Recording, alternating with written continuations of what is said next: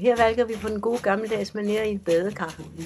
Vi har kogt sæbespåner ud med vand i et forhold, som du læser mere om i bogen. Og så tramper vi simpelthen rundt i det.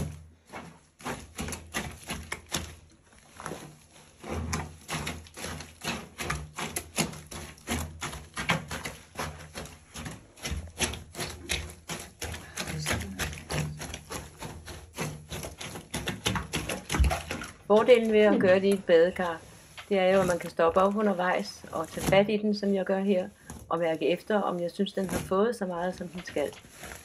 Det er ikke så nemt, når man er i en vaskemaskine. Sæbevandet bliver jo en lille smule farvet, som I godt kan se.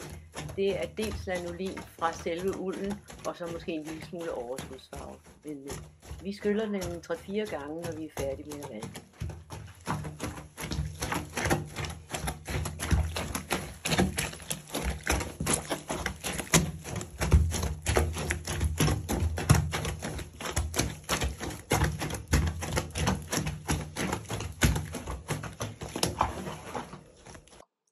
Efter skyldning, så hænger jeg den op ude i min have. Jeg har nogle flamencorør, jeg lægger over min tørresnor, så den ikke får nogle skarpe folder.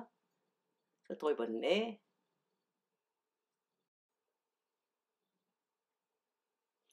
Og nu er plæten færdig. Den er dejlig, filtet, kraftig og ligger på sin plads. Opskriften kan du se i bogen.